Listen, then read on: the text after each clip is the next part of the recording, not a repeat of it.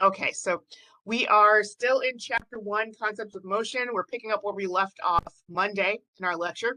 And at the very end of Monday's lecture, we were presented with this thought question that describes a ball that's tossed straight up in the air.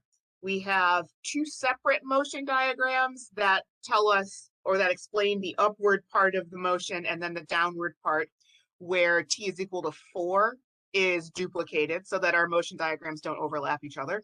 And we wanted to make a judgment about the acceleration vector and the direction that it had. So we could easily see that on the way up, the acceleration that is acting on this ball has got to be opposite the direction of the velocity, because otherwise the ball would either continue moving up at a constant speed or move up while speeding up. And the fact that it does neither of those things and instead moves up while slowing down means that there has to be disagreement between the direction of the acceleration vector pointing down and the velocity vector pointing up. And we can make a similar judgment about the second part of the motion, where we know that the ball is not going to move down with a constant speed. It's not going to move down while slowing down, but it's going to do the last option, moving down while speeding up. So that means that A and V have to agree with each other in direction for the second part. And if we look at just the left and the right, this makes sense so far, that the acceleration vector points the same way the whole time.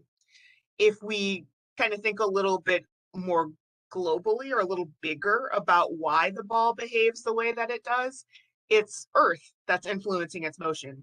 So Earth is going to cause the ball to accelerate in both the same direction on both halves of the motion. That's also true at the very highest point, where the ball will instantaneously be at rest when it has to pause so that it can go from moving up while slowing down to moving down while speeding up. All we have to do is determine the direction of the delta V vector, because if acceleration is the delta V vector divided by delta t, the amount of time that it takes to undergo that change, it's impossible for the average velocity vector to have a different direction than the delta V vector. And I notice a point that I don't think that I pointed out in our first lecture on Monday. I have dropped the vector symbol for average acceleration. Pretty soon, or pretty quickly, we're going to drop the average part of this and just represent it as an acceleration vector. But in reality, since acceleration depends on velocity and velocity is a vector quantity, acceleration is also a vector quantity. So there's nothing that I can do to change the direction of the acceleration vector once I know what the delta V vector's direction is. In other words, dividing by that scalar delta t cannot change the direction of the average acceleration vector. So we were right here. We see that at the highest point in the trajectory, the acceleration is still present, but the velocity is 0 instantaneously. So at all 3 points, the acceleration vector points toward the ground, or it points downward. Take a peek at our chat. So like always, if you have questions about anything, let me know. Jump in at any time, either on mic or in the chat. Feel free to interrupt me. Now, what we are moving toward now is a description of position versus time graphs. So we're augmenting the what a motion diagram can tell us about a specific scenario. So just as an example, let's look back a few slides at this thought question that we did at the end of Monday's class. We had a cyclist that was riding at 20 miles per hour. They come to a stop. They speed up again to a speed that is a little bit less than what their original velocity or their original speed was. And we wanted to figure out which motion diagram made sense. So we had some general information about the initial speed, 20 miles per hour, and then the later speed, 15 miles per hour. And we knew that it took 4 seconds for this person to come to a stop. Then in 6 seconds, they speed back up to, or they speed up to 15 miles per hour. We don't have a coordinate system here. We don't know how far the cyclist is riding while they're doing this. And adding a coordinate system to your motion diagram opens us up for being able to produce a position versus time graph. So like a fuller description of the event that we're trying to understand. So let's imagine a case here where a student is walking to school. Let's say that the student lives on the same street as the school so that they can just walk in one direction. They don't have to make any turns. It's just a straight shot between home and school. So what we have here is a motion diagram that describes this trip to school. Instead of 1 second separating these particles, we're told that it's 1 minute separating these particles. Otherwise, the student would be 500 meters away from home only after a few seconds. So a 1 minute interval would make sense here. And one of the rules of the motion diagram is that the amount of time separating adjacent dots has got to be consistent. So we can tell pretty clearly that we can split this story or this description into the student walking at a medium speed, the student walking very slowly, and then the student walking quickly.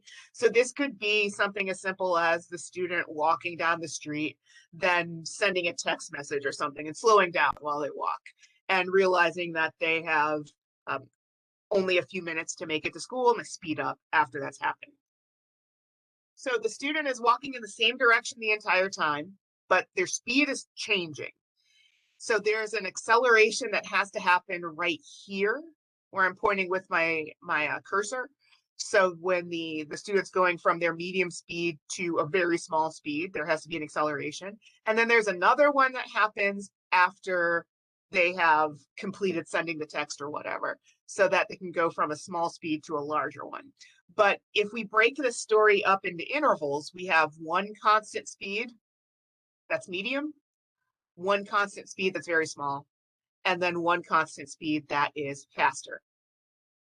So if we were to take this and turn it into a position versus time graph, where the quantity on the x-axis is time in minutes, and the vertical axis or the y-axis of this graph is just tracking the horizontal position of the student relative to home, where home would be at the origin, we end up with a graph that is made up of 3 different straight lines or 3 segments that are all linear, but they have different slopes.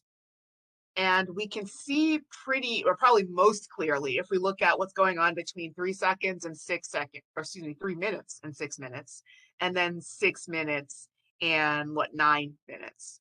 We've got the flattest or the shallowest slope that we see anywhere here on this graph next to the steepest slope that we see it anywhere on the graph. And the first 3 minutes, we have something that's in between, not quite as flat as this middle section, but definitely not as steep as the later section.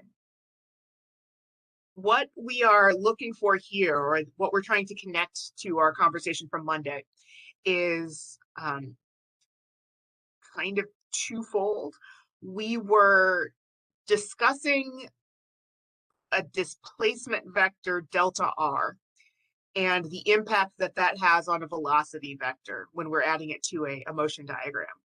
So the color coding that the textbook illustrator uses here uses green for velocity vectors. But as we kind of talked about at the end of our lecture, it wouldn't be incorrect for us to determine or to mark these as displacement vectors, delta r. It would just take us one more step to turn those delta r's into velocities, but it would be correct to recognize that the direction of your velocity vector has to be the same as the direction of the delta r vector. Next, if there's a change in the magnitude of the velocity, or in this case, velocity vector, but any vector, this is true for, then there has to be some acceleration. And if we can figure out the direction of the delta v vector, that's going to tell us the direction of the acceleration vector. So here we've got an example problem. I'm going to work this out on OneNote. So I'm going to log in a second time on my tablet and then work through this with you. But we're going to start off with this motion diagram for an object that is being tracked over an 8-second span. And we're going to be able to turn that into a position versus time graph. And we can do that because of the fact that we actually have a coordinate system on our motion diagram, not just dots and arrows that can tell us what the object is doing, but by themselves, they're not enough to tell us how far the object is moving over this period. So give me a second to log into OneNote over here, and then I'm going to switch so that I'm sharing from this tablet instead.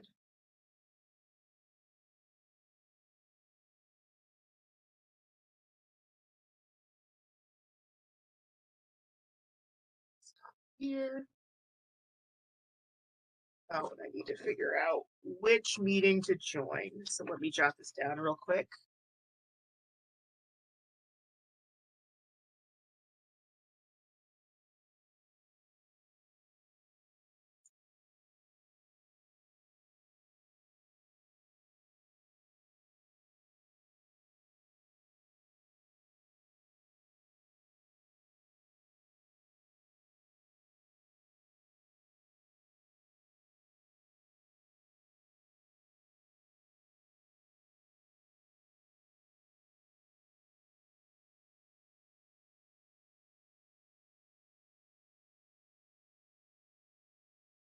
Okay.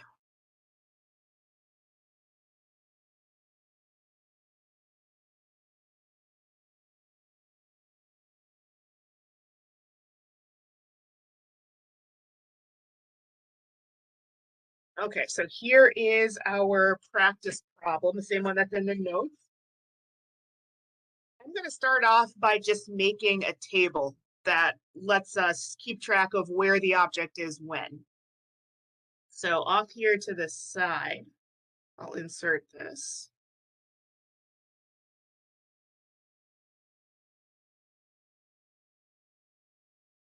So I'll have times in seconds over here, positions in meters over here. So at t is equal to 0, this dot all the way on the left-hand side, the object is at the 4-meter mark. So 0 and 4. Next, I'm just going to go through and collect this data for the remaining 8 points. So I have 1 second, the object is at the 5-meter mark. At 2 seconds, it's at 6 meters. So obviously it's traveling forward 1 meter every second for this first portion of the graph. At t is equal to 3, I'm at 8 meters. T is equal to 4, I'm at 10 meters. So the speed has changed here. At t is equal to 5, I am at 11, 12, 13 meters. T is equal to 6, we're at 16 meters. And then I'll make a little more room for 7 and 8. So 7, we are at 16, 17. 18, we are at 18 meters. So this is what I'm going to refer to in making this position versus time graph here. So this was already set up so that I have like 20 meters to work with here. I know that the object starts not at 0 meters, but it ends up short of 20 meters. So in other words, I made the y-axis of this position graph so that it would accommodate the data that we have. This is something that you would want to pay attention to if I just gave you a motion diagram and asked you to sketch a graph for it, but it's already kind of worked out for us here. And on that same note, we know that we're looking at an interval of time that lasts between 0 seconds and 8 seconds. So that's what my x-axis is going to be. So all I'm going to do now is just kind of go through step by step and plot these points so that I can connect them. And I'm going to do it point by point just so that we can kind of take it slow to get the hang of this. Oh, hold on. I just said the correct thing, but then put my point in the wrong place. At t is equal to 0, the object is not at the origin, but at x is equal to 4. So we're going to start right here. And for the next couple of seconds, it just goes forward 1 meter every second. So this is 4, 5, and 6 meters at t is equal to 0, 1, and 2. At t is equal to 3, Now the object is 8 meters away from the origin. At 4, it's going to be 10. 5 will be 13. 6 is 16 meters. Then we have a slowdown again, 17 and 18 meters. So let's connect these dots. I'm going to use different colors just so that it's easier to see the difference in slope.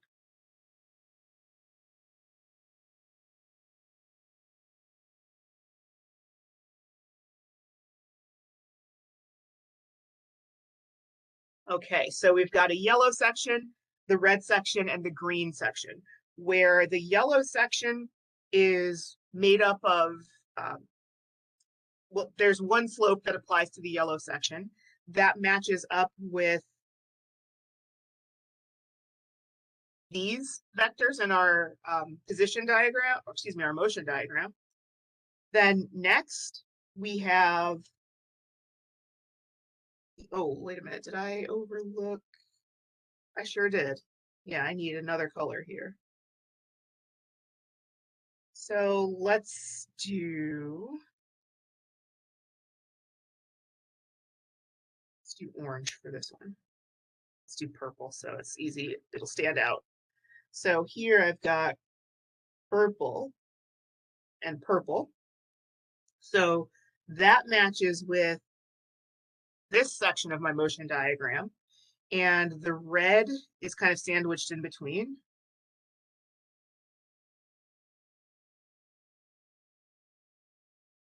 And then finally, that matches up with that section. I'm going to erase that because we can see which colors match which ones. So I've got 4 different slopes on this graph. If I wanted to interpret those as velocities, because I didn't really do that when I was making this position graph, I just looked at the length of these vectors and kind of interpreted longer vectors mean larger velocities. But I can break this graph up into sections that all have the same slope, or in this case, all have the same color.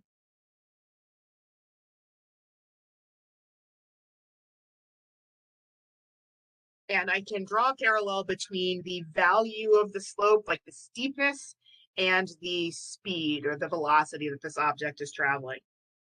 So let's note that the yellow section and the green section actually have the same slope.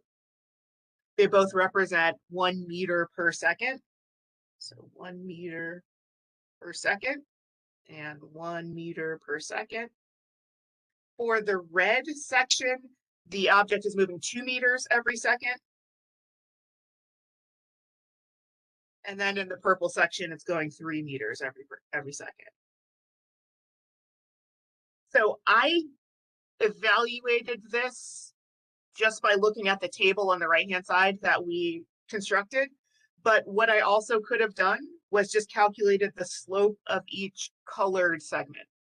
I could figure out the change in the y variable divided by the change in the x variable. I would end up with the same values that I wrote right above the graph. So this is our first clue here. I'm going to make a note. We're going to talk about this more later on. The slope of a position versus time graph gives you the velocity.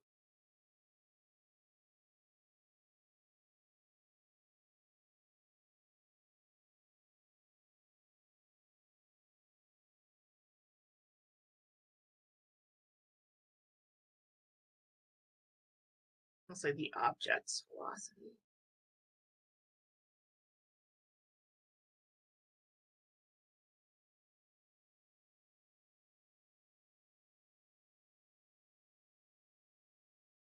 Right.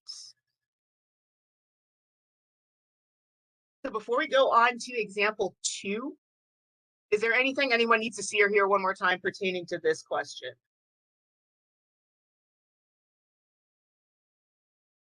I have a question. Sure. Actually, it might be jumping ahead a little bit, so never mind.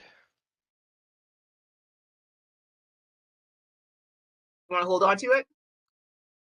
Yeah, I'm sure it'll come up. Okay. I have a question.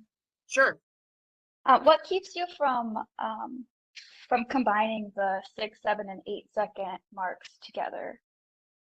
Because they're increasing at 1 meter per second as well. Combining the 6, 7, 8 with what? Like putting them in the same like color bracket. Oh, yeah, they could be the same color bracket. I just wanted to split the graph into sections that we could tell apart easily. But the yellow and the green are exactly the same velocity. Okay. Thank you. Sure. Okay, so I'm gonna advance to the next question. This is the next slide in our presentation. Now we've got a position versus time graph that we want to turn into a motion diagram. So it's the same procedure, but we're going the opposite direction now. And what I'm going to do to start is make a table, just like we did before. So I have another 8-second interval, but note now that my y-axis is labeled with negative values. So we can interpret this as an object that is moving backward. So we'll do time in seconds right here. We'll do position in meters in the next column.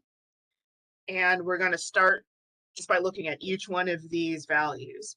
So at t is equal to 0, this I have a quick object question. is at the origin. Yes. So, are we like, oh, okay, no, I see it now. The time is actually in seconds there at the bottom of the graph. I was thinking like, are we getting seconds from somewhere? But I see it now. Yeah, that just comes off of the x-axis because on the previous question where I just had just numbered dots, it would have been ambiguous as to whether those were minutes, seconds, hours. But since we were matching it to a graph, we had some guidance there. Gotcha. Okay, let's keep going. At time t is equal to 1 second, now this object is at negative 0.5. At 2, the object is at negative 1 meter. At t is equal to 3, we are at negative 1.5 meter. At 4, we've reached negative 2. At 5, now we've jumped to negative 4 meters. So this is right past the first change in slope for our graph. At t is equal to 6, we're at negative 6 meters. And then we'll sneak 7 and 8 in here. 7 is negative 7 meters. 8 is negative 8 meters. So now I'm going to take that data in the table and use it to build my motion diagram. And since I knew that the values on the y-axis of the position graph were negative, I've given us a motion diagram that starts with the 0 or the origin on the right and then extends toward the left. So negative values are going to the left now. So at t is equal to 0, the object is at the origin. So I'll draw a particle for the origin. For the next few seconds, the object is moving to the left or moving backward a half a meter at a time. So this would be t is equal to, this is 0, this is t is equal to 1. And I'll skip the second units, but the numbers that I'm adding here do represent times in seconds. At t is equal to 2, the object is at negative 1 meter. And all I have to do is proceed.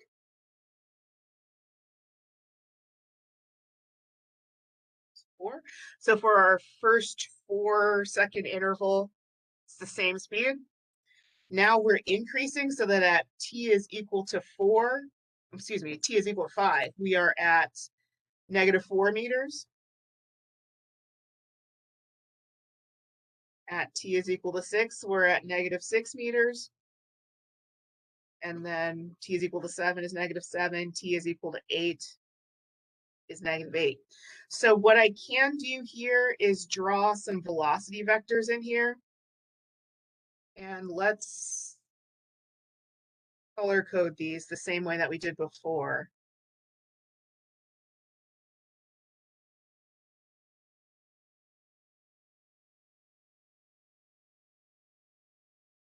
And I'll see if I can sneak some yellows in here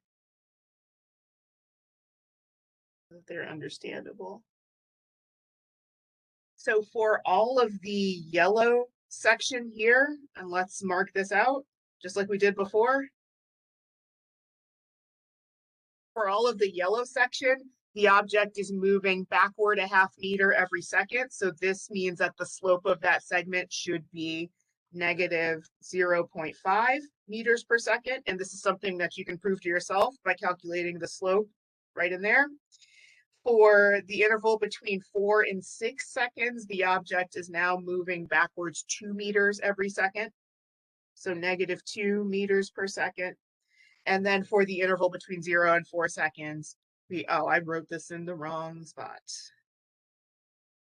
Okay, so sorry for that. This is -0.5 meters per second. And then over here on the side, this is -1 meter per second.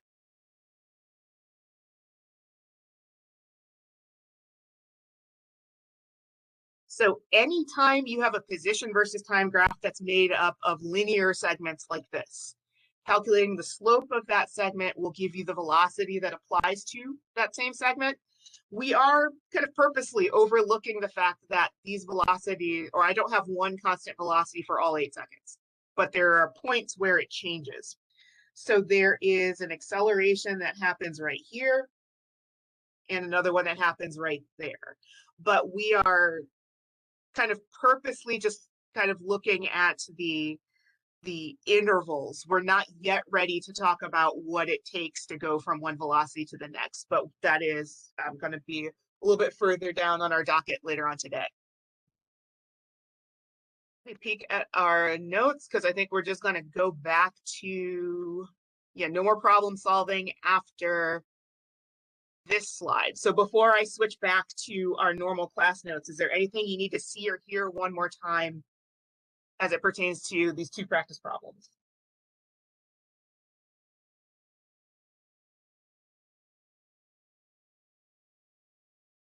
Let's stop sharing here and start sharing over here.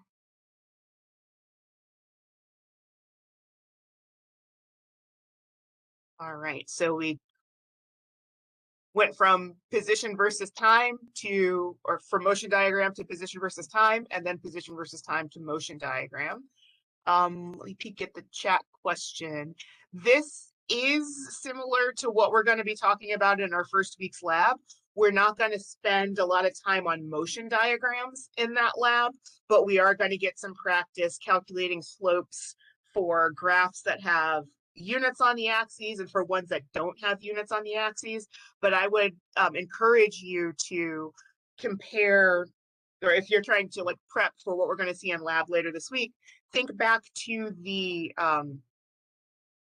position versus time graph that we use to generate a motion diagram. So really example 2 here, that's going to be closest to what we're going to see in the lab coming up later this week.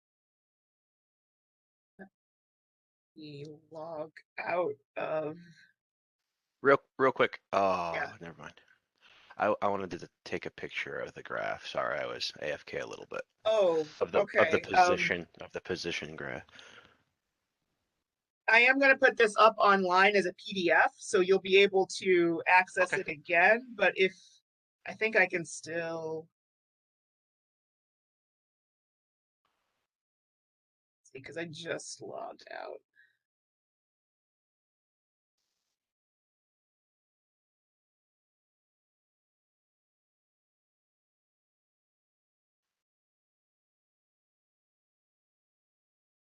So you needed this graph here. Yes, thank you. Sure. All right, I got it. Thank you. Okay, you are welcome. All right, so let's switch.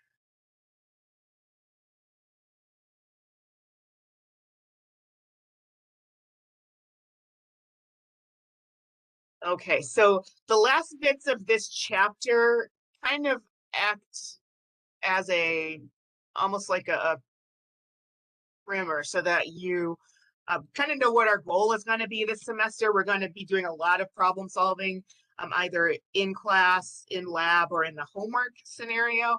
So we're going to want to develop a strategy. It's going to become second nature as we get deeper into the semester. But here are some things that you want to kind of look out for if you are presented with a word problem, or if you're presented with a graph or something like that. So it's always a good idea to create some sort of representation of the scenario that we're trying to understand. And for the two graphs and the problems that we just worked out, our representation was a motion diagram. However, you're going to find that as we get more and more comfortable with these topics, you're not going to need to start all the way with at the very, very beginning with the motion diagram. Excuse me, I keep trying not to burp into the mic, but I took a gulp of coffee a moment ago. Sorry, that should be better. So it doesn't always have to be a motion diagram. It can be just a simple pictorial representation. It could be like a simple sketch of the scenario that you're trying to understand. If, let's say, a person is walking down the street at a constant speed, you might draw a stick figure of a person walking down the street at a constant speed.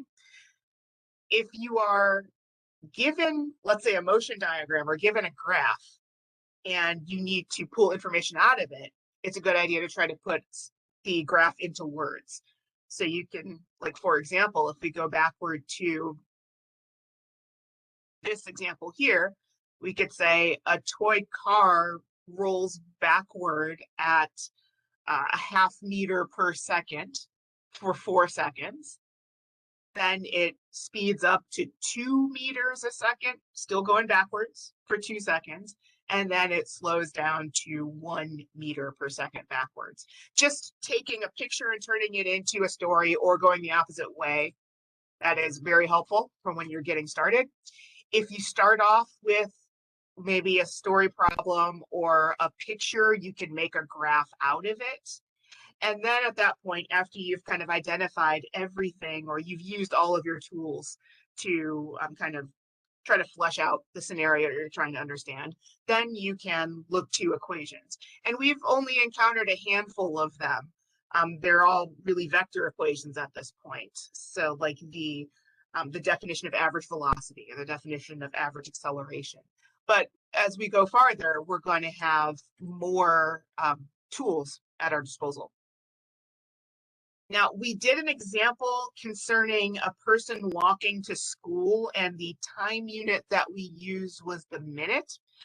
There's nothing wrong at all with using minutes or hours or days or whatever, but we are going to be working with SI units this semester, so it's not a bad idea to take any time that you encounter in a problem in lab or whatever and convert it into seconds. And the SI unit for time is the second. It's defined by with respect to a specific like radioactive atom, so cesium-133. There are oscillations that we can associate with matter. Essentially, there's more to the story that we're going to talk about later in the semester. But for this particular type of atom, it oscillates a known number of times in an amount in a second. So if we are counting exactly 9,192,630 or 192,631,770 oscillations, that is defined as 1 second. We can use that to define the meter. So the meter is the distance that light can travel through a vacuum over 299,292,458th of a second. And the kilogram in the past was defined in with respect to a sample that was stored in France. Every mass set, so the ones that we're going to be using in labs to the ones that are like a part of a triple beam balance that your doctor might use to measure your weight. All of those were calibrated with respect to that one sample. So and as you might imagine, great care had to be taken to protecting that kilogram, because if it deteriorated or degraded in any way, that would suddenly mean that all of the devices that were calibrated with respect to that would now need to be readjusted. So there was a push to look for something in the natural world that you could use to determine or to define the kilogram instead of a physical thing sitting in a museum or sitting in a vault. And we can look to Planck's constant. This is a topic that you're going to run into in second semester if you need to take both semesters. It's got to do with it's an angular momentum, believe it or not, but it's a fundamental constant that's got a value that we are going to measure in semester 2, 6.626 times 10 to the negative 34 kilogram meters squared over seconds. So this is related to the behavior of light. So we can define the kilogram relative to this measured value here because we have measured, or we've defined the second and the meter kind of independently, if that makes sense. So we're kind of looking for a way to just pull the kilogram portion out of Planck's constant. Is the kilograms times meters squared over seconds, is that force? No, that's an angular momentum. Okay. It's almost force. Kilogram times meters over second squared would be a force. And then just a note in the chat, I believe this is the current definition of the kilogram. I know that I updated it last year, maybe, after the move was made away from that physical constant, or that physical thing that was stored in a vault somewhere, to something that you can tie back to nature itself. I don't think that there has been any change in this, but you can fact check me on that, because I think it's still consistent, but I could be wrong. So let me know if that has changed between last year and now. Okay, so it's a good idea to convert all of your times to seconds, all of your distances to meters, all of your masses to kilograms. If we work with SI units, it is also to our advantage, or it's a good idea to make use of these metric prefixes so that we can scale, let's say, millions of meters to a single meter, or we can scale hundreds of let's say meters to, or hundreds of centimeters to a single meter. So these prefixes here, I will give you these on a formula sheet in an exam scenario. It's not something that I'm expecting you to memorize, but as you get more familiar, you will kind of start committing these to memory kind of unintentionally. And then there are unit conversions here. It's a good idea to have a touch point between SI units and ones that might be more familiar to us in everyday life. So to say that, to put this another way, or to come up with an example, when you drive your car, I bet you're not paying attention to the number of kilometers per hour that you are traveling at any one point in time, but instead miles per hour. We're going to be working in meters per second more frequently than either of those other two examples. So it's kind of good to know that there is nearly a 2-to-1 ratio between miles per hour and meters per second. And if we take a look at this third conversion factor down here, we have nearly a 0.5 ratio here, 1 mile per hour being a little bit less than half a meter per second. Again, I don't expect you to memorize any of that stuff. If I am asking you, let's say on a lab or in an exam scenario, to give me a speed in miles per hour as opposed to meters per second, I will give you those conversion factors. On that note here, there's a practice unit conversion example here that lets us go back and forth between an imperial unit and an SI unit. What we are using here is dimensional analysis.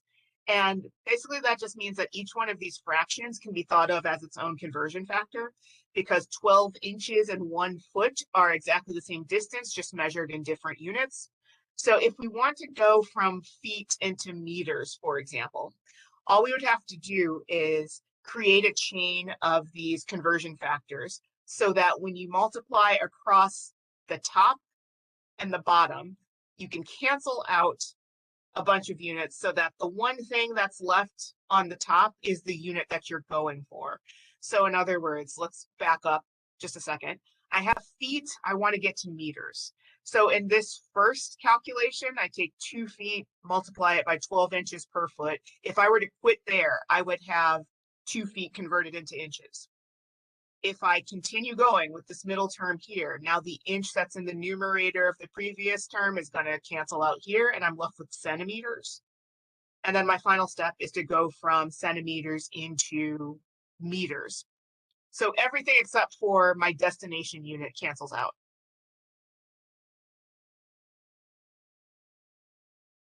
And then also, assessment is always a crucial step, because you can work your way through a mathematical calculation. You could do everything right, and you can get a number that doesn't actually make sense with what you're trying to, the scenario you're trying to understand.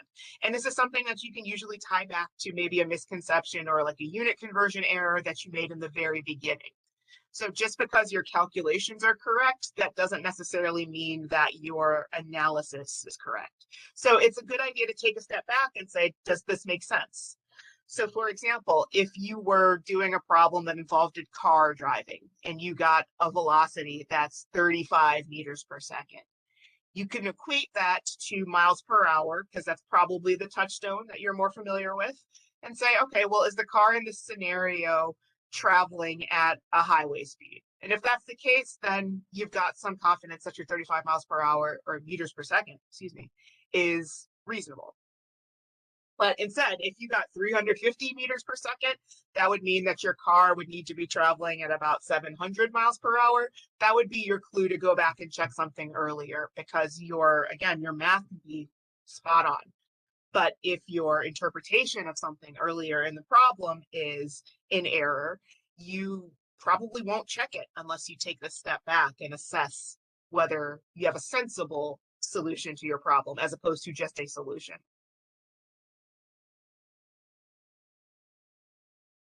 And then there's some notes here with sig figs. This is something that you're going to need to take into account in lab, on exams, and in the homework. Hopefully you have at least attempted to sign up for the homework.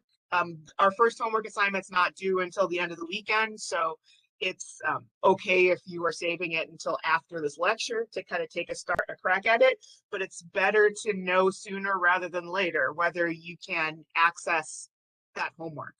So I don't remember if I'm repeating myself here. I apologize if I am, but if you don't have your course code, or you don't have your access code yet, you can sign up for a 14-day trial. So you get 2 weeks, so that you don't have to try to play catch up after you get your paycheck or after you get financial aid, anything that you might be waiting on before you make that purchase. So I would suggest that you use that 14-day trial. You can upgrade it after you do get whatever you're waiting on, but it's a good idea to kind of keep pace with where we are in class now, even if you're not ready to do the homework today. You don't have to do it all in one go. You can work on it as you over time. So the thing to keep in mind here is that we are going to follow the weakest link rule with sig figs. So if you have a problem that asks you to multiply something that you know to 2 sig figs by something that you know to 4 sig figs, the answer that you would want to report would be to 2 significant figures. And then just like a bit of demonstration here with determining sig figs, if you are iffy on the number of, like, whether a 0 is significant or not, or what the correct number of sig figs would be for a specific problem, Turning it to scientific notation will kind of answer some of those questions for you. So if you have something that is, let's say, measured to 0.00620, to turn that to scientific notation, you would not want to overlook the trailing zero, but you would overlook the leading zeros. So this would become 6.20 times 10 to the negative 3 for 1, 2, 3 places that you move your decimal point. So this is a 3 sig fig quantity, not a 5 sig fig quantity. And the zero that's to the left of a decimal point is never a significant figure.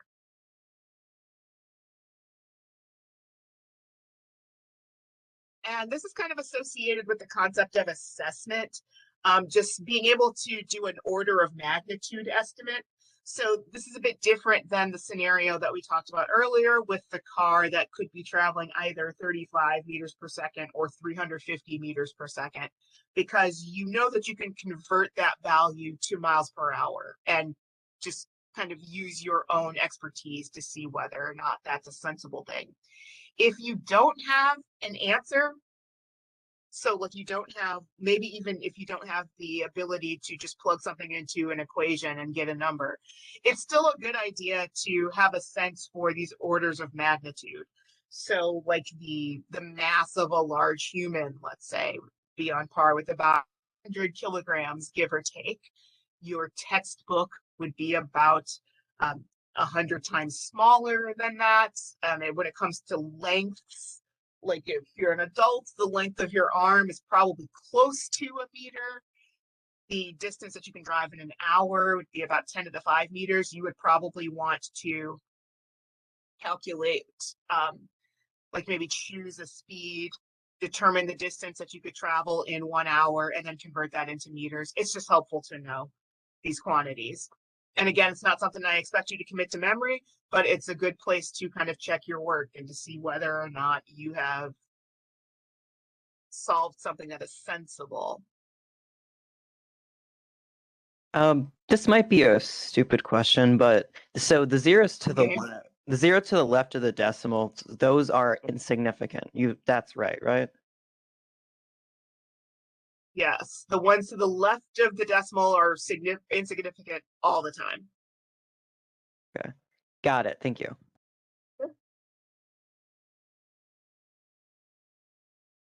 Okay, so that's the end of our first chapter. I I'm have a going to question. start opening the second chapter notes, but while I'm doing that, I can take questions. Yeah. So back to the sig figs question for that 0.00620. If we said that we wanted that to be 5 sig figs, do we like if we had that measurement, would then the preceding, or would the zeros to the left of the 6, the 2 zeros, would those matter now? Or does that not matter anymore still? No, if you had a 5 significant figure measurement, then those additional 2 sig figs would be on the end. So this would be Gotcha. 0.0062000. Gotcha. Okay. Okay, let me close some stuff here. And we're going to go to chapter 2 presentation. I need to unshare and start sharing again for this to work.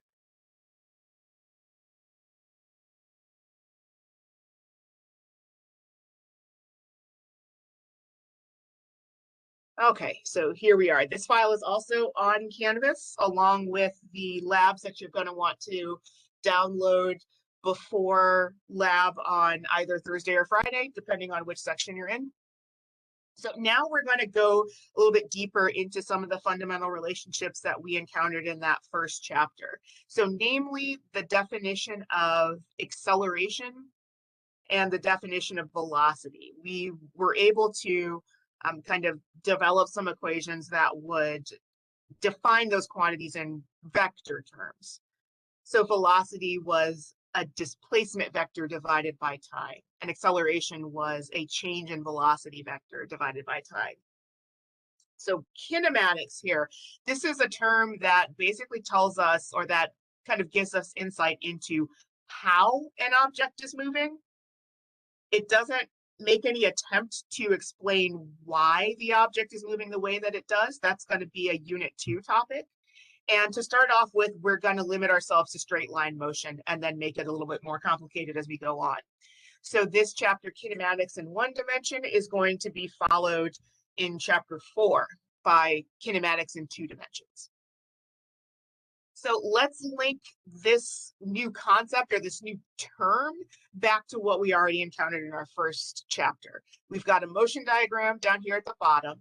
Instead of position vectors or instead of displacement vectors that separate adjacent dots, we have velocity vectors. We can see that this is 1, an object that's moving toward the right because the arrows point toward the right. 2, it's speeding up because the magnitude of the arrow is increasing as we go from left to right. So the earliest dot here would be the one that doesn't have an arrow pointing to it, but is the source of an arrow that points to another one. So the position of the object at any point in time is not captured in this specific motion diagram because we don't have a coordinate system like we did with our practice problems a few minutes ago.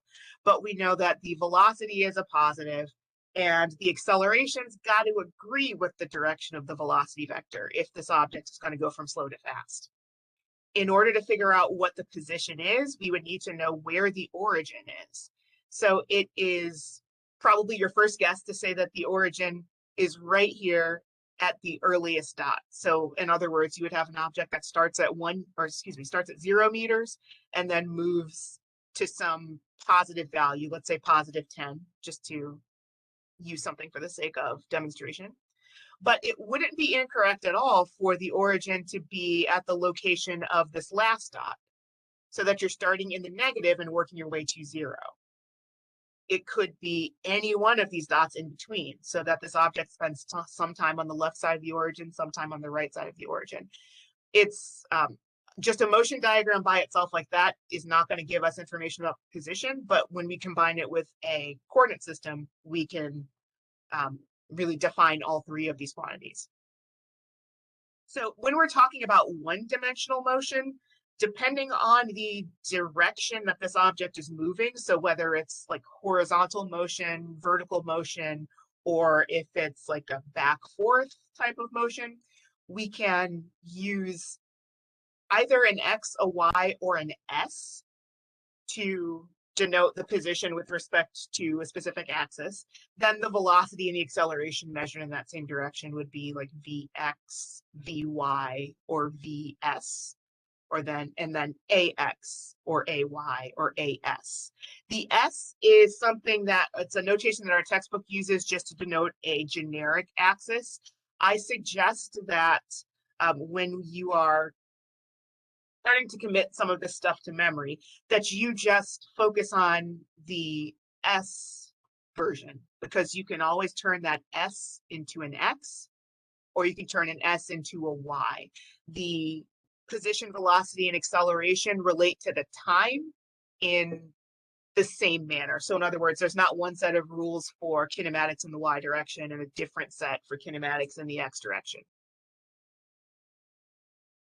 So let's take a look at an actual graph so that we can get a like a better sense for what that distinction is and like what that S-axis is. So we're starting off with an object that we know is moving horizontally. You're driving a car at a perfectly steady 60 miles per hour. So that means that every hour you drive, you're changing your position by 60 miles. If you were to make a graph of your position versus time, it would look something like this. So it would look like the position versus time graphs that we worked with earlier, but just if we looked at one segment. So in other words, there's no change in velocity here to worry about. The car is just traveling 60 miles per hour for the whole hour. So our points here match up with the particles down here at the bottom in our motion diagram. So the velocity vectors never change length. The object is traveling exactly the same exactly the same distance over every interval of time. So this is an example of motion that is uniform. There's a straight line, and there are equal displacements. In other words, that means constant speed, straight line motion is an example of uniform motion. So here's the same image, but with some new text. If your position versus time graph is a straight line, then you know that this is an example of uniform motion. And I kind of note that a second time here because we started off seeing both the motion diagram and the position graph. But even if we started with only the motion diagram, we would know that the position graph has to look something like this. So when we were doing examples 1 and 2, I think specifically example 1 is where I spent some more time talking about this. We started with a motion diagram, we turned it to a position graph. And then we noted that if we took the slope of certain sections of the position graph, we could uncover some information about the velocity of the object. So there's a relationship between the steepness of the straight line that's on your position versus time graph and the magnitude of the speed. So I'm at this point just talking about a line that's got a constant positive slope. We can talk about the negative slope scenario in a moment. If I were to calculate the slope of this segment here, I would end up with some quantity, some distance unit divided by some time unit. So it's safe to assume that if we're working in SI units, that distance is going to be a meter, that time is going to be a second. So we can define the average velocity as the slope of this position graph for the x direction. So delta x, the change in horizontal position, divided by delta t. If instead we had an object that was moving along the vertical axis, then that average velocity would be the change in the vertical position divided by delta t. And I want to kind of, before I blow past this here, the average in this definition, average velocity, is relevant. We talked about, I think we imagined a road trip to Chicago in our lecture from Monday, and determined that the average velocity would kind of give us a big picture view of the trip, but it would not be able to tell us exactly how quickly your car was moving exactly 1 hour into the trip, or what direction your car was oriented exactly 1 hour into the trip. So we're still kind of taking a broad look at this story. And for the case of this car that's just traveling in one direction at one speed for a known amount of time, the average velocity would be the same as the instantaneous velocity at any individual point along that graph, I believe. Yeah, so I mentioned instantaneous velocity. Here's how we can define that. So this is the first time that we encounter the generic s-axis. So this is just telling us that this could be an object that's traveling along the horizontal axis. It could be one that's traveling along the vertical axis. Think of this as a general form that you can make more specific to any problem that you're trying to solve. So we have a uniform velocity, or a motion that's uniform because there are no curves anywhere in this graph. It's just a straight line. We have an object that does not begin at the origin, but at our starting time t initial, it's at some position along the generic s-axis. We'll call that s initial. And then at the end of that time interval, it's moved to some position s final. So the delta here, I think I didn't specifically talk about, I don't think I talked about delta on Monday, but this is just shorthand for change in. So delta r vector is the change in the position vector. The delta v vector is the change in the velocity vector. For a scalar quantity like this, delta t, this is just the change in time, the separation between t initial and t final. So since we know the change in position along the s-axis, and we know the amount of time that we're using to evaluate it, we can develop this equation down here at the bottom. So this is telling us that the final position, SF, is equal to the initial position, SI, plus the product of these two, VS and delta T, where delta T is just the time interval. VS is the constant velocity that this object is experiencing for this interval delta T. And it's also defined up here. So VS is going to be the slope of this line. If you look at this expression here, VS is equal to delta S over delta T. That's exactly the same as this one down here at the bottom left. It's just rearranged so that we're solving for a final position in terms of the initial position, the velocity, and delta T. So you shouldn't think of these as two different equations. They're telling us exactly the same thing. Just one has two deltas and the other one has just one delta. So we separated the S final minus S initial out for this one at the bottom left. Oh, there's a real late rectangle there, just highlighting that equation. Let's go on. So I talked some, I know on Monday, about the difference between distance and displacement. And this is just the same as the difference between scalar quantities and vector quantities. So on the left-hand side here, this relates back to that scenario I think I asked you to think about, coming to campus, then leaving campus to go eat lunch or something and coming back and getting exactly the same parking spot. If you were to look at your odometer over the course of that trip, you will have added mileage to your car. So distance is kind of focused on the middle of the story. It's focused on the magnitude of the trip that you took. So displacement, if that is related instead to just like the bookends, the beginning of the story and the end of the story, you don't really care about what's happening in the middle. The displacement for that scenario would be 0 meters, because no matter how far you actually drove your car, you started and finished at exactly the same position. So displacement, because it depends on the delta R vector that we saw in our campus map example from Monday, since it depends on that, the velocity is going to be a vector quantity as well.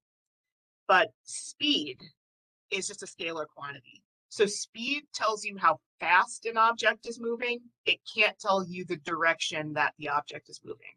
But if you know the velocity of an object, you know the speed by default, because the speed is just going to be the magnitude of whatever this vector v is.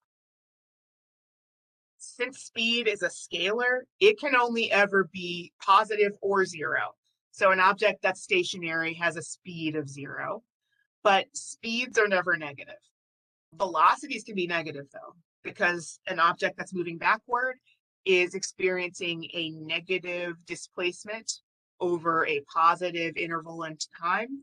So the negative can just be interpreted as backward, or sometimes negative can be interpreted as down, where positive is interpreted as either up or to the right. So we have a thought question right here. An ant zigzags back and forth on a picnic table as shown. The ant's distance traveled and displacement are one of these 5 choices. So you don't have to shout it out, but take a minute to see if you can determine which one of these is correct, and then we'll talk it through just like last time.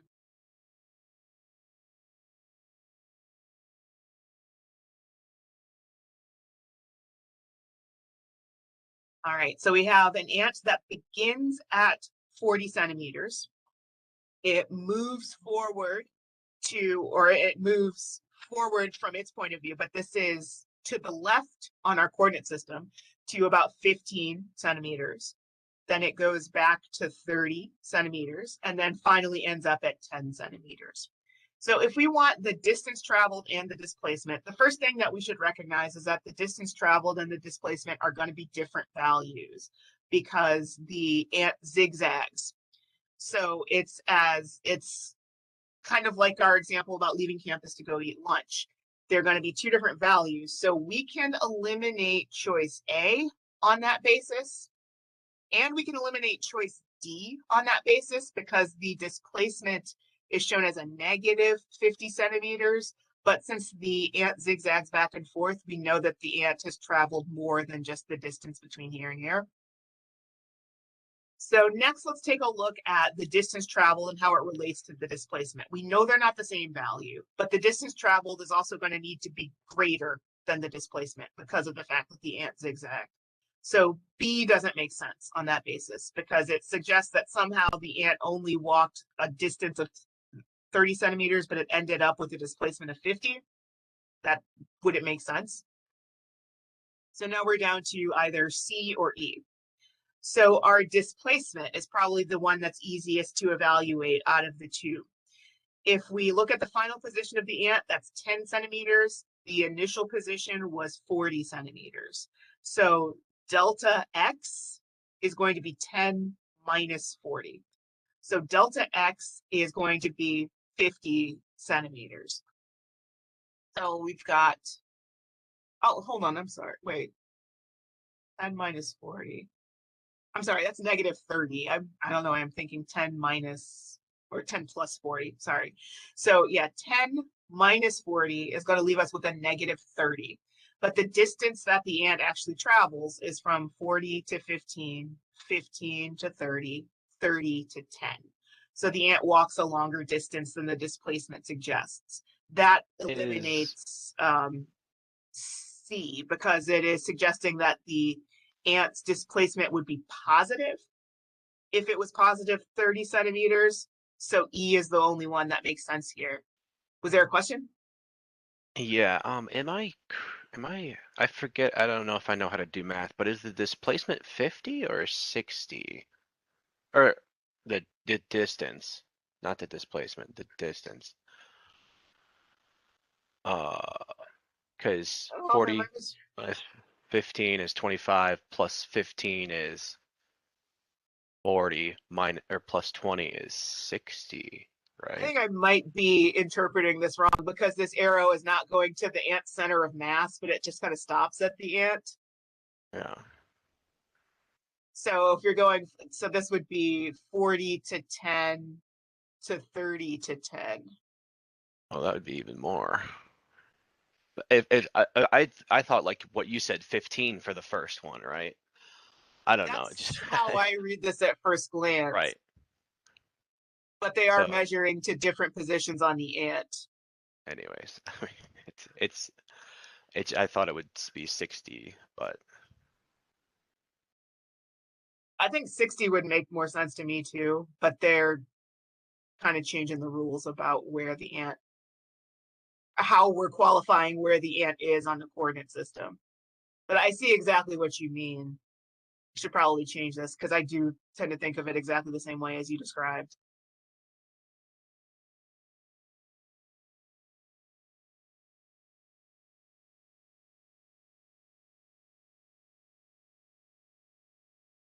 Okay. So, oh, okay, let me backtrack a little bit here. So I mentioned the concept of instantaneous velocity back here when we were comparing it to average velocity. So if we continue with that thread, now we can see what instantaneous velocity looks like on a graph. So this position graph is the same as the one that we generated in example 2 from the previous chapter. We have an object that starts at the origin at t is equal to 0 seconds. It ends up at t is equal to, it ends up at negative 8 meters at t is equal to 8 seconds. And the object travels at 3 different speeds. So if we wanted to determine the instantaneous velocity for really any point on this graph, aside from exactly at t is equal to 4 or exactly at t is equal to 6, all we would need to know is the slope of the graph. So we saw that between 4 and 6 seconds, the slope is negative 2 meters per second. So I know that at 4.37 seconds, the object is traveling with that same velocity, negative 2 meters per second. I know that for this first section from 0 to 4, the slope is negative 0.5 meters per second, and then it is negative 1 meter per second between 6 and 8. If I wanted to evaluate the average speed for the first 5 seconds, it wouldn't be as simple as taking the velocity for the first 4 seconds and adding it to the velocity for the second, or the last second, and then dividing by 2, because this object is not spending the same amount of time traveling at negative 0.5 meters per second and then negative 0.2 meters per second. What instead we should pay attention to is how the position changed over that entire 5-second interval. And we can do that by evaluating the y-axis. So at t is equal to 5, the object is at -4 meters. At t is equal to 0, it was at 0 meters. So our delta x here would be -4 minus 0 divided by 5 minus 0. And I've got a numerator that's negative, which makes perfect sense because this object is moving backwards. And I have a denominator that's positive, which makes sense because time is only going in one direction. T final minus t initial is always going to be a positive value. So I have a negative divided by a positive. Over the first 5 seconds, the average velocity is -0.8 meters per second, but at no point is the object moving at exactly -0.8 meters per second. So if you have a velocity graph like this that has multiple segments and you're asked to kind of cross 2 of these segments, what you can do is calculate the slope of a line that connects these 2 points, because that is mathematically identical to just determining what the change in position is and dividing it by the change in time. That's rise over run. I got a question. Uh-huh. So you said the instantaneous velocity can't be determined at time 4 and time 6, or it's different? It can't be determined. We would need more information because we are treating this change in velocity or this velocity as if the change is instantaneous. And in real life, if you were driving a car and you needed to go from slow to fast or fast to slow, there's an amount of time that's associated with how long you are accelerating. And Right. that graph doesn't really tell us this. But if we relate it back to, I think I still have it open here from part 1, or from chapter 1. You can see the sig figs slide right now, hopefully. Mhm. Okay, because I didn't open and close it again. I just wanted to be safe rather than sorry. So like for this case here, we do know how long it takes this cyclist to come to rest. So we could figure out what the acceleration for the cyclist is, but the graph doesn't tell us how long it takes to go from one velocity to the next. So it's not that it's impossible to determine what the acceleration is, but it's just impossible to determine it with what we were given with the graph. We could always augment that with more information if it was a story problem or if it was data that you actually collected.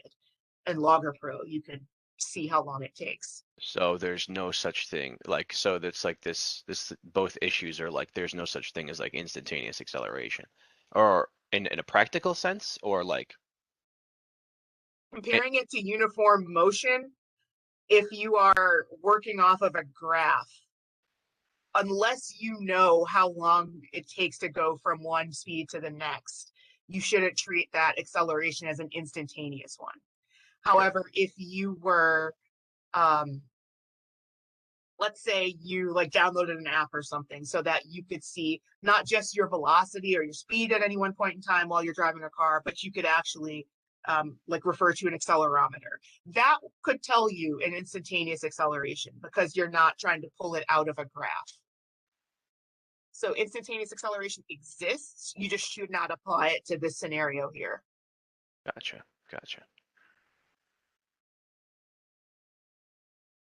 Okay. Any other questions about this before we push forward? Okay, jump in at any time if you have some. So since the instantaneous velocity can apply to just one moment in time, not the entirety of our imaginary road trip, we have to know some information about how the position of the object is changing, even if we aren't presented with a nice graph like we saw in the previous slide. So if we know that our definition of average velocity is just the change in position along our generic s-axis divided by the amount of time that it takes to do that, if we shrink this interval delta t, we're getting a more and more accurate, or we're looking at a smaller interval of time, because ultimately we want to be able to describe exactly one instant, not 1 second or 1 nanosecond, but one instant. So the way that we can do this is to evaluate this limit. So in the limit that delta t approaches 0, delta s over delta t becomes ds dt. So the first derivative of this position function along the s axis. For something moving horizontally, this would be a dx dt. For something moving vertically, it would be a dy dt. And we would change the subscript on this velocity accordingly. So to build off of a comment that I made in example 1 from our chapter 1 notes, I mentioned that the slope of a position graph would give you information about the velocity of that object. If instead of evaluating a section of graph that has some, that covers some time interval delta t, if we could just draw a tangent line to any position on our position versus time graph, the slope of that line would be the instantaneous velocity at that time t. Not an interval, just a time t. And it seems kind of redundant for the uniform motion cases that we were talking about, because the just to go back to like this example graph, if I were to draw a line that was tangent to t is equal to 2 seconds, it would have exactly the same slope as this interval between 0 and 4 seconds. But if instead, like, you have some curvature, which is something that you're likely to see, well, you'll definitely see in next week's lab. But when there's curvature, you can kind of see the difference between the average velocity over an interval and the instantaneous velocity applying to one point in time a little bit more clearly. Okay, so this next group of thought questions is just evaluating these generic sample graphs. They're all position versus time. And we want to evaluate which of the 9 involve or shows an object that's moving forward, backwards, speeding up, slowing down, things like that. So we're going to start with question 2, but you're going to see this image a bunch more times as we kind of go through the next few minutes. So which graphs, if any, show an object that is moving forward? There are multiple right answers to this. Would anyone like to suggest one graph that shows an object moving forward? B. B would count as one. We have an A in the chat. Both of those are correct answers.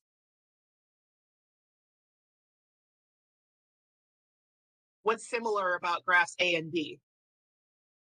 They're both kind of increasing in the same direction, right? So as time goes on, the position values are becoming more positive.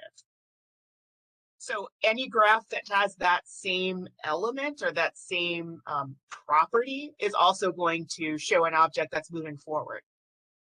So that means graph C counts as one that's moving forward. That means that graph H counts as an object that's moving forward. And Partially part of graph E counts as something that's moving forward, right? Because we're just looking for something that has a more negative position at the beginning of the time interval than it has at the end of the time interval.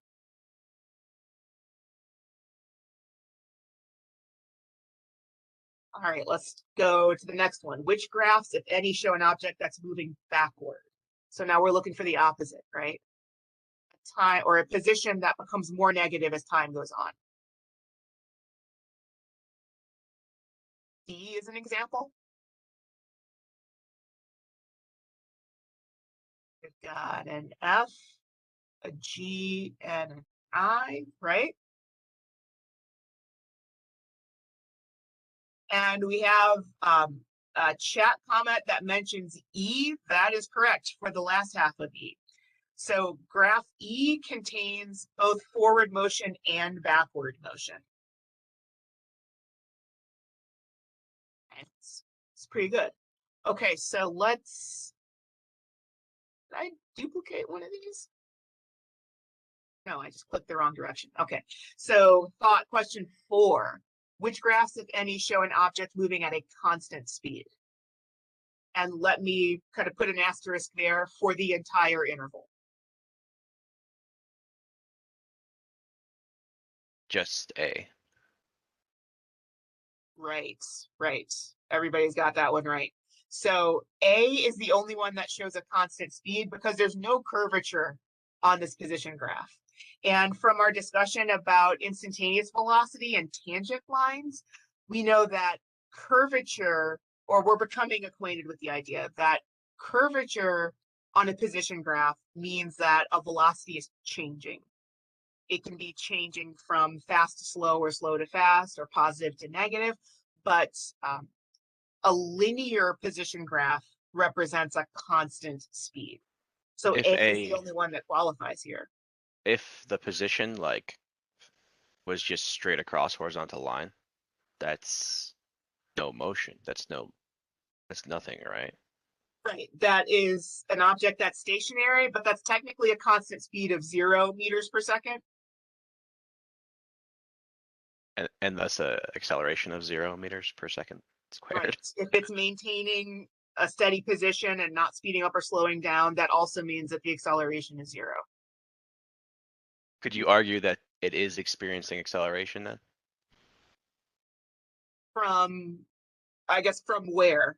Because if you're talking about like gravitational acceleration, yes. But if you're talking about translation, which is kind of where we are now, just an object that is moving either just horizontally or just vertically, if it's in the same position the entire time, then the slope of its position graph is going to be 0, which means that the y-intercept of its velocity graph is also going to be a 0, and it's going to be a 0 for the entire time. So what we're kind of working our way toward is an understanding of what the slope of a velocity graph means. And if the slope of a velocity graph is equal to 0, then the object is not accelerating. So that would be an example of something that is stationary and not accelerating. But if we're talking about gravitation, if we're trying to describe the forces that are acting on an object, that is still true, but there's more to the story, I suppose.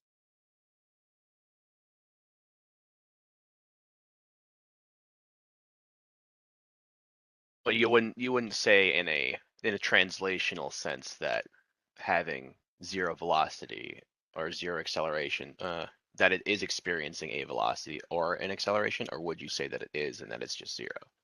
You could kind of say both. If you said that an object that was sitting at 5 meters for a full minute had no motion, that would be true.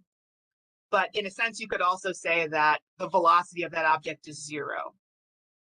So they're not exactly like exclusive concepts. It's probably more intuitive to say that the object that's not moving has no motion. But in reality, we can track its velocity and we can demonstrate that the velocity is 0.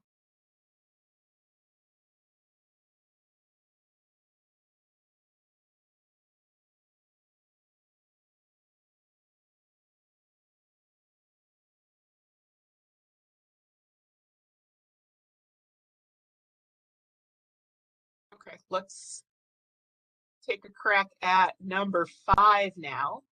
Which graphs, if any, show an object with a negative velocity? So negative velocity.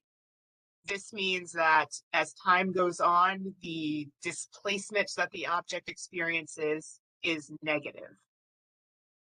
Again, we've got more than one answer here. I see one vote for D, that's correct. F is also correct. We see a G. I makes sense. And then also a portion of graph E, the second half of graph E, has a negative slope to it. So that means negative velocity. And I just want to repeat that point there. What you were evaluating was the slopes of each one of these graphs. And even though the slope wasn't guaranteed to be constant the entire way through, unless we were just talking about graph A, for all of the other ones, the slope changes over the course of this time interval. But if we can find a point where the slope is negative, then that object is moving with a negative velocity. How about positive velocities? Multiple right answers again. C counts. A is still true, right? B counts. We've got H, right? And part of E. Great. So now 7 and 8, we're going to look at objects that are not maintaining a constant velocity. So we already knew that graph A, because it's linear, that is uniform motion, so the velocity is not changing at all. And anytime we see curvature, we know that there's some type of change in velocity. But now we want to try to hone in on the difference between speeding up versus slowing down. So let's see, an object that's speeding up, part of E is correct.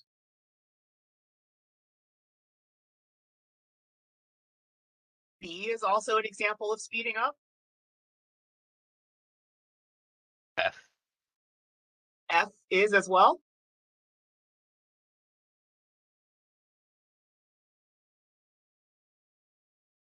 See, so what are we looking at when we are trying to determine whether it's speeding up or slowing down? We want to see how the slope is changing over time.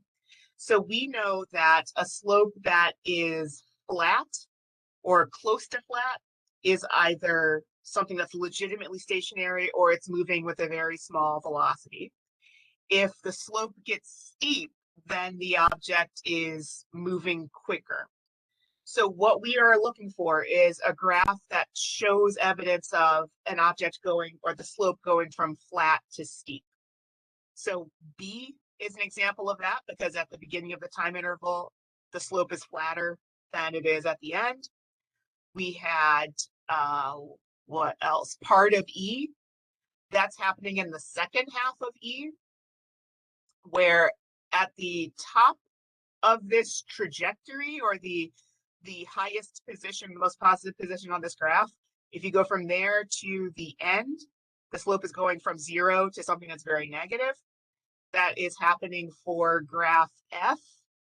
And we have another one.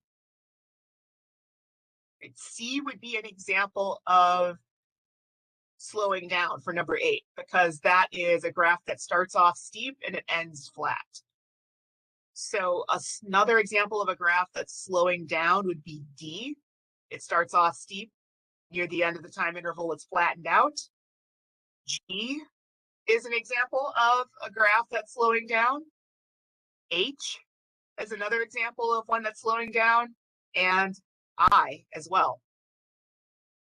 And then also, because we've kind of identified that graph E shows evidence of both positive and negative velocities, there is also evidence of an object slowing down in graph E. But if we just look at the first half, we see that the slope starts off steep, and by the time the object reaches its most positive position, it has, or the graph has, 0 slope. And then I believe this is our last one. Which graphs, if any, show an object that is changing direction? What do we need to look for if an object is changing direction?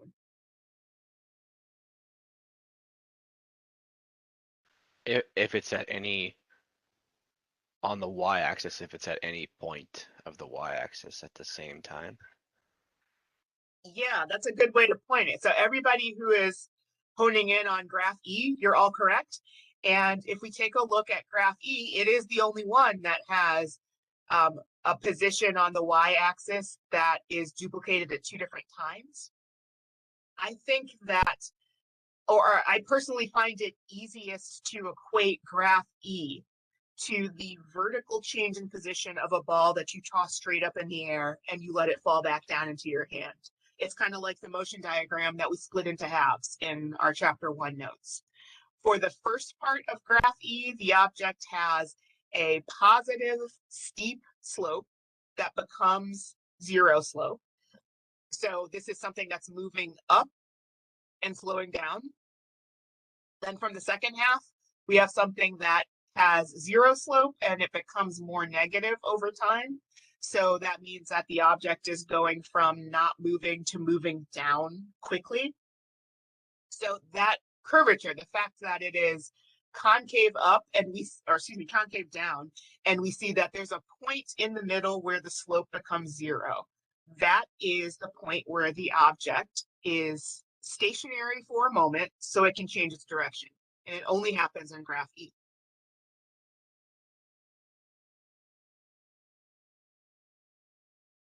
Okay, that was good for that group of thought questions.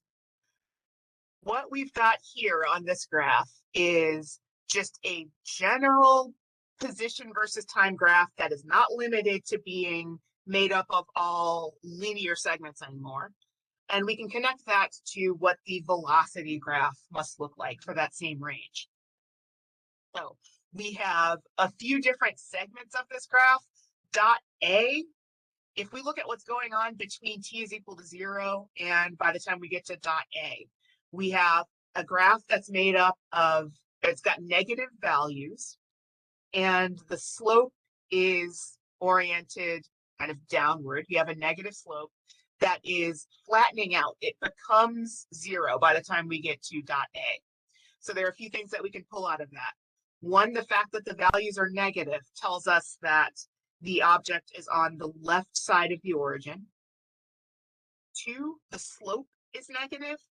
That tells us that we are looking at a section of the graph where the velocities are also going to be negative, because the slope of this section here on our blue position graph is going to equate to the values or the sign of the values that we have in that section of the velocity graph. And because the slope is changing, it's going from steep to flat, we know that this velocity is going from a large magnitude negative value towards 0. So this first little segment on the position graph that kind of slopes downward and then it curves and flattens out, that matches up with this section on the velocity graph where there's no curvature, but the velocities change from a large magnitude negative and they shrink down towards 0. Next, between dot A and B, we have essentially the opposite happening. We start off with a flat slope, so we know that's going to be a velocity of 0, and it is progressively getting steeper. So we're going from 0 velocity to a larger magnitude positive velocity. And then by the time we go from B to this little curvature, this little point where it flattens out before dot C, now essentially the opposite thing is happening. Instead of going from 0 to positive slopes, we're going from a positive slope to 0. So that represents this little section on the velocity graph. But the fact that the object is slowing down doesn't mean that the velocity values are negative.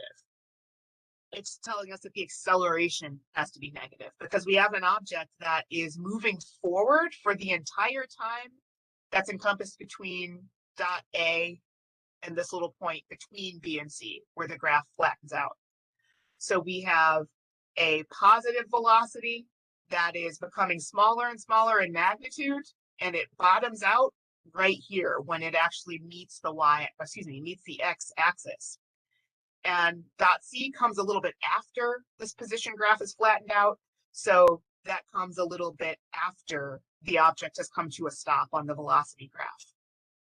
So this kind of gives us a side-by-side view of a position and velocity graph that you're going to become pretty familiar with when we start collecting data with LoggerPro, because LoggerPro, whenever it's connected to a motion sensor, it's automatically going to give you a position versus time graph and a velocity versus time graph.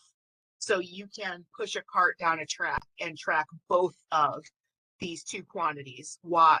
It would be X in that scenario, but you can track position and velocity simultaneously so that you can see how one graph relates to the other. And that one is the derivative of the other. I got a question. Sure. Can you explain, actually a request, can you explain again from the origin to point A? Mm-hmm. So that, like, it's speeding up, right? That's why it's like going towards becoming 0 slope. Or, I don't know. Yeah, right? It's speeding up. So how does that translate? Because, like, the the position is still negative, right? Or do we- Yes, the positions are negative on this blue graph here, right. but the slope is what's going to give us information about the velocity. So the slope also happens to be negative at this point here, Yeah. but it's not difficult to imagine.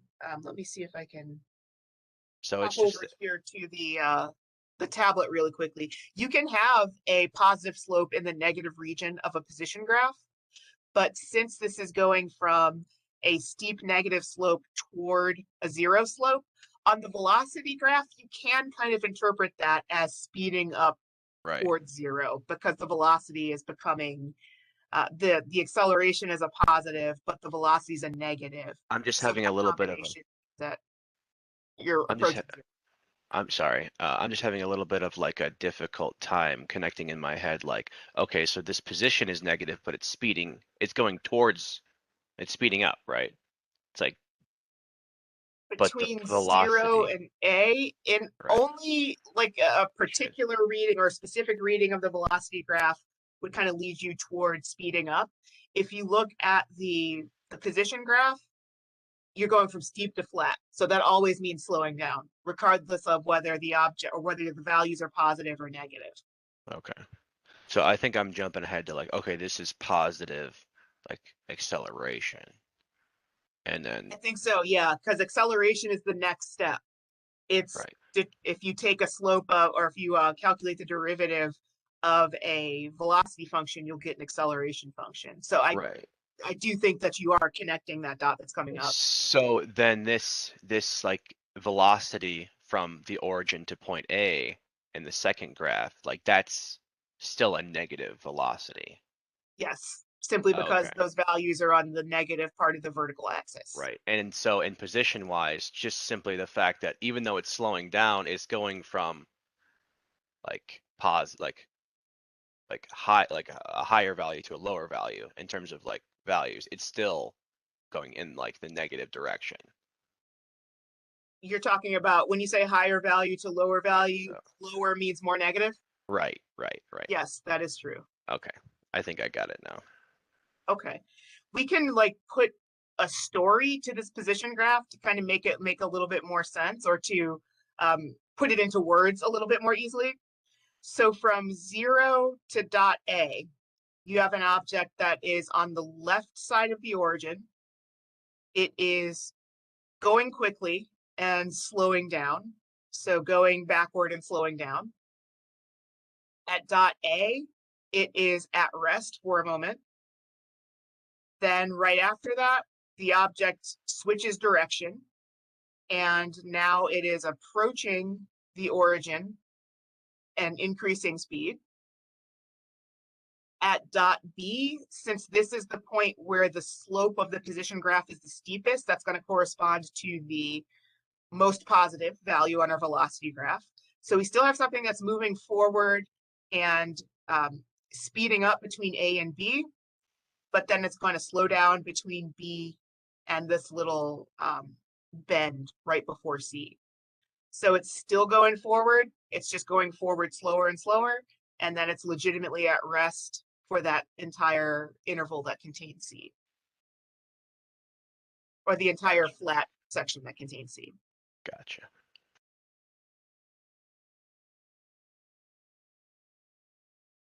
Okay, so if we have a position graph that we want to use to calculate velocity or to determine velocity, it's just a matter of computing the derivative, which is just another way of saying calculating the slope.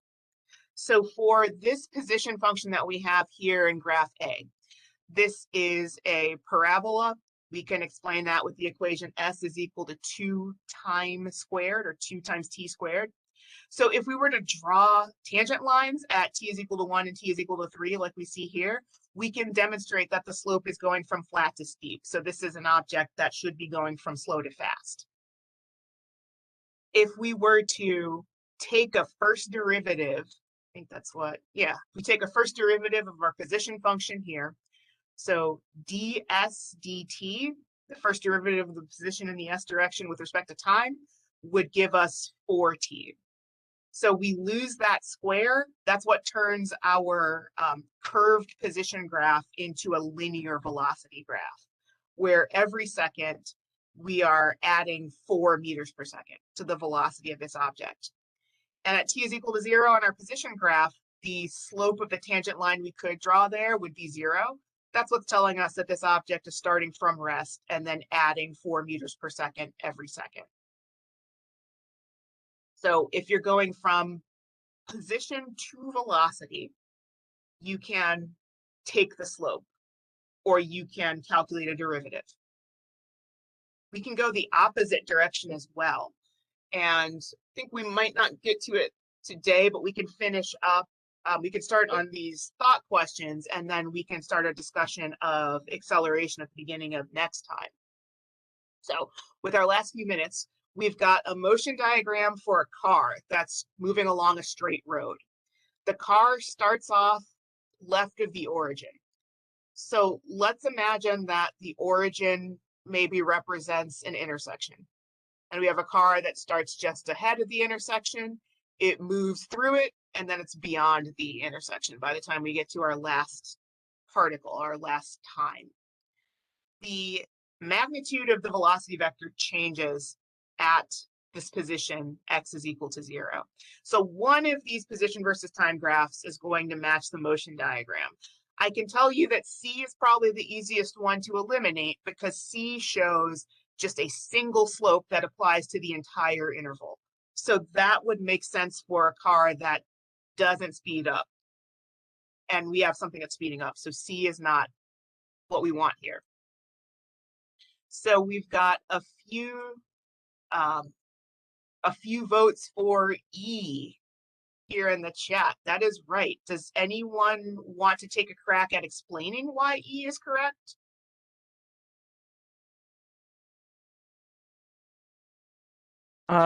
If I could try. I mean, we could see that it's starting before 0, and that's why it would be negative.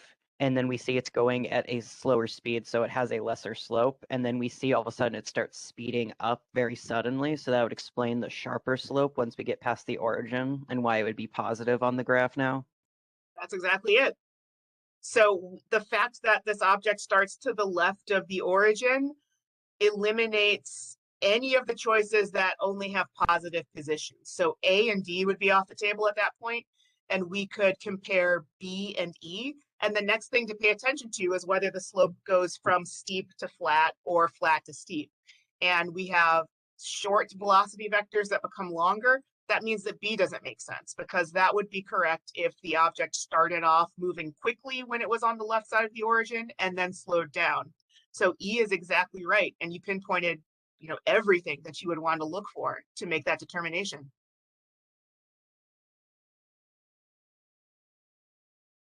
Okay, so now we have the same motion diagram, the same car, the same road. Which velocity versus time graph matches this motion diagram? So we were looking for a position versus time graph last time.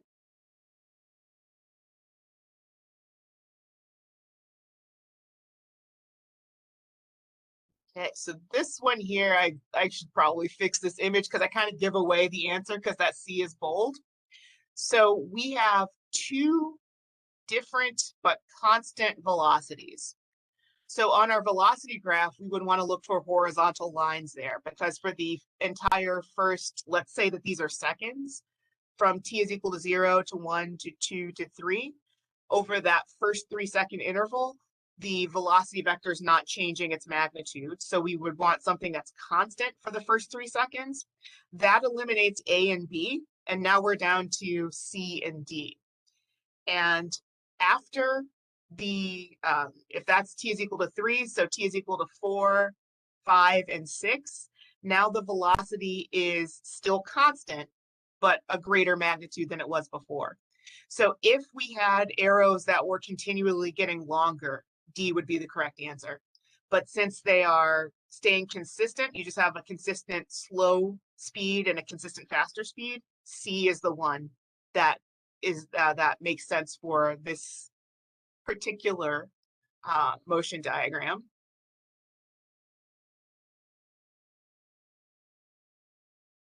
Then now question 12, this is not the same motion diagram. We've got a car traveling along a straight road. It starts off on the right side of the origin. There are velocity vectors that have the same length. Then the length changes right here. They get longer. So which velocity versus time graph matches this motion diagram? We know, and again, I kind of give it away a little bit with that image, but we are looking for a velocity graph that's made up of all negative values because none of our velocity vectors point toward the right. So A and C and E are all off the table there. And we want, again, to look for something that's going from slow to fast. And B would be correct if the velocity vector started off long and became shorter. But since they do the opposite, D makes sense. Now we have a position versus time graph that looks kind of similar to the ones that we saw when we were working through that grid of 9. Which velocity versus time graph goes with this position graph? Take a second, see if you can hone in on one. You don't have to shout it out, but we'll talk it through just like normal.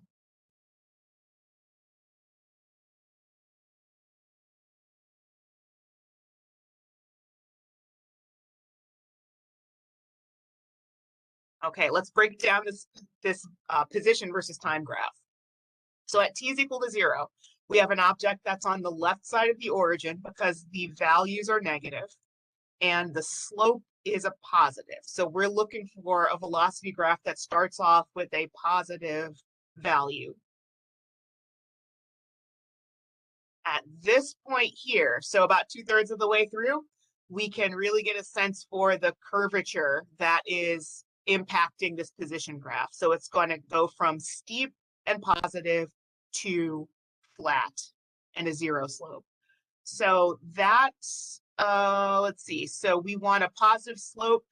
A and D, we can eliminate just because they start off in the negative. We're down to B and C. C would be the correct one because we have a section of constant velocity. This is the linear part of this graph. At this point here, where it crosses the x-axis, curvature kind of starts, and it basically zeroes out, or it flattens out by this point here. So we have a positive velocity that progressively gets smaller and smaller in magnitude until it is 0. Okay, so the next move is to kind of backtrack, to run that process the opposite direction. If you have a velocity graph, what can you do to make some judgments about the change in position that the object undergoes? And the short answer to that story is that you can calculate the area below that curve. So in other words, you can compute an integral, like doing the opposite or running a derivative in reverse, just about. So this is a perfect place to pause here because we only have seconds, if that, left in today's meeting time. Let's see, we finished our chapter 1 homework, we finished chapter 1. So our chapter 1 homework due date for this Sunday is still going to work out. If you've got questions about homework, you can bring them to either lab meeting if you want to ask after the lab, that's okay. If you want to contact me via Canvas, that's okay as well. Do you have questions for me before we wrap it up for this morning?